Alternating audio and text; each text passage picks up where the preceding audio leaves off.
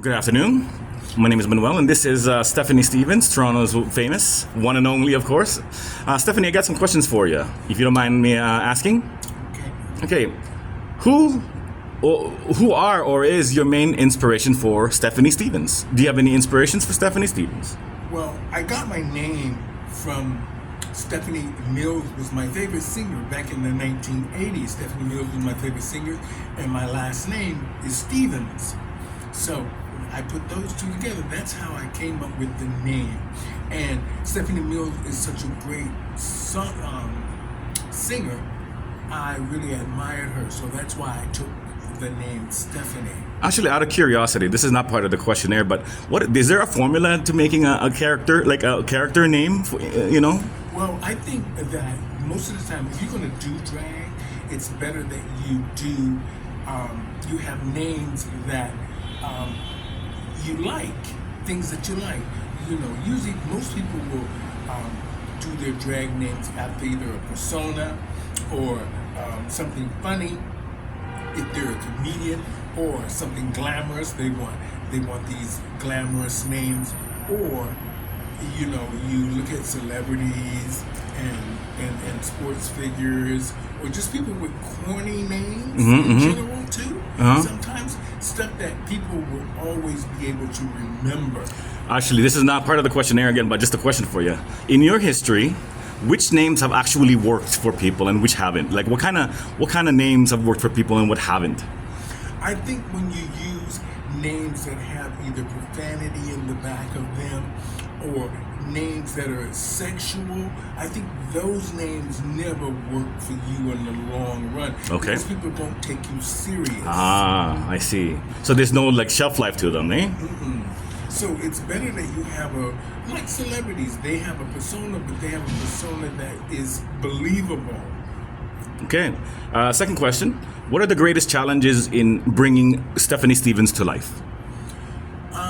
The challenges that I find are trying to come up with new material, new looks, and to stay fresh and current is very challenging because the internet now is making things so fast. So what you liked yesterday, people don't want to see the next day. Okay, I see. So they quickly get tired of things, they get right? Bored. Oh, okay. They get bored very easily. The young woke generation Right. today gets very bored very easily. Third question. What have been the most surprising incident, situation, or scenario that you have encountered while doing a show?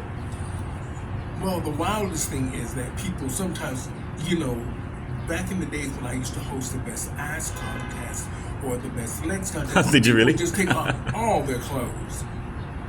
All of their clothes. And then we'd have to rush and put the clothes back on. And me being the comedian that I am, I would take the smallest piece of paper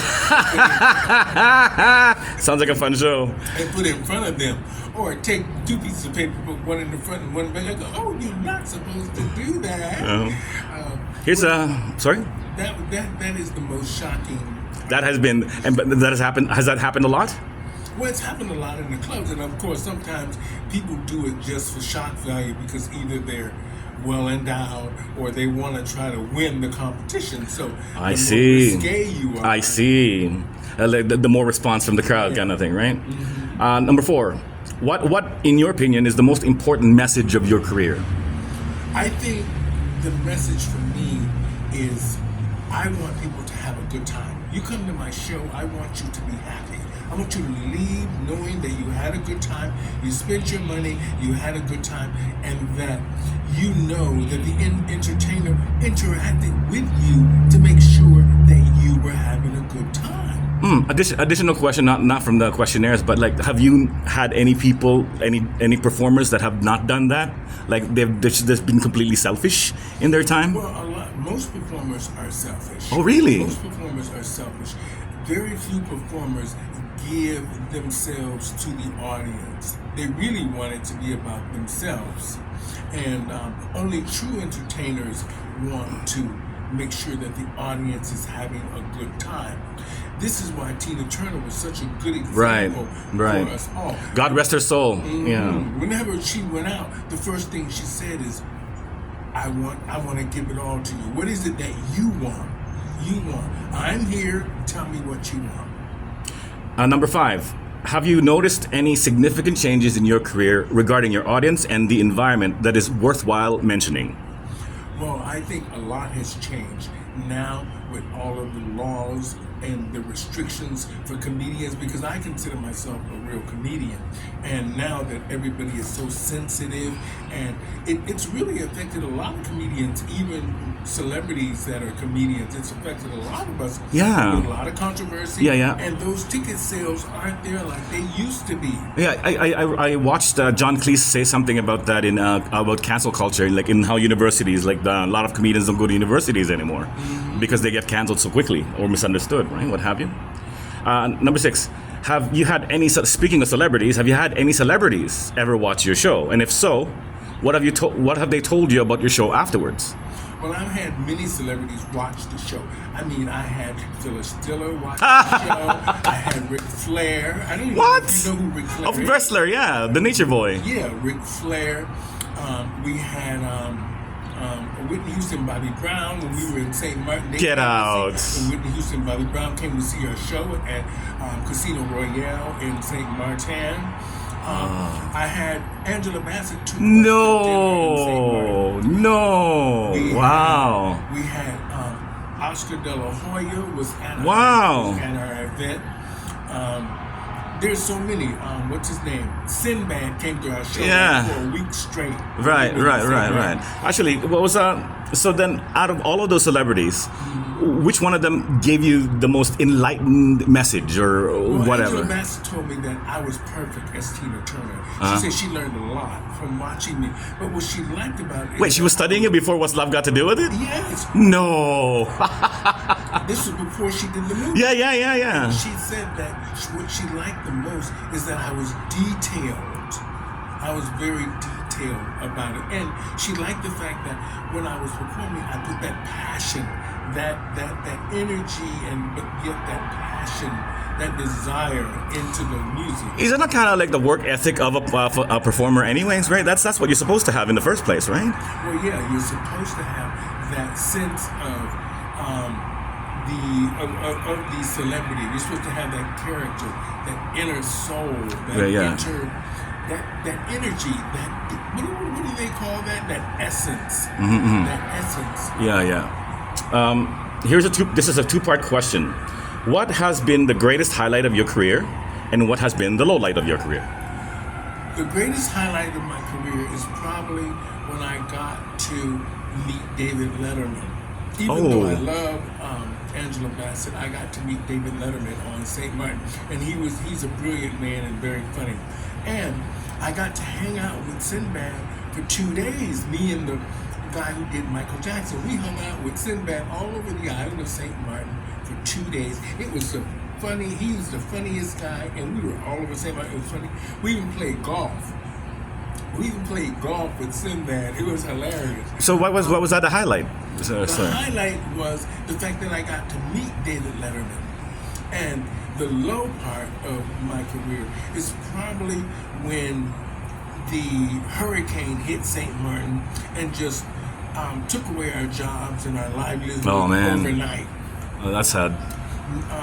And also, I think now another part of the business that is had an effect on the business is the COVID. COVID had a real impact. I believe that. The entertainment industry. I believe that that applies to a lot of things. Yeah. For everything. It seems like Okay, I'm just gonna probe that a little bit. What was the best moment that you spent with David Letterman? What was the most memorable moment that you had with David Letterman? I mean, it is one thing to say that you were David Letterman. It's not that you actually experience like an event or like an occasion or something. Well, I think because it was a group of us. Okay. That he entertained us. Okay. And we were at the outside cafe, and it was like a pub. And he was out there hanging out. He was cracking jokes, but he actually sat down at the table with us and had us all in stitches. And we liked the fact that he took interest in us and took interest in what we were doing. Okay. And I'm sure he probably just wanted to enjoy his vacation, but everybody was clamoring at him about, the Everything, show. yeah. But he had already, he was fantastic. He was a great, I don't know, he just had that presence. That I heard he's tall. I heard he's really tall. Yeah, he's a big man. He's not skinny, but he's a. Like the cameras make him look really skinny, but if you had a message to a much younger Stephanie Stevens from where you are now, what advice would you give her? Advice I would give younger Stephanie Stevens: not to do drag. No, just kidding. No, I would probably advice for Stephanie. I would say if you're going to do the art of female impersonation, you need to have a second career. Because drag is not guaranteed. Oh. And if you can't make it in drag, what are you going to do? So what I learned is I tried to be the jack of all trades in drag. I don't limit myself to just doing drag.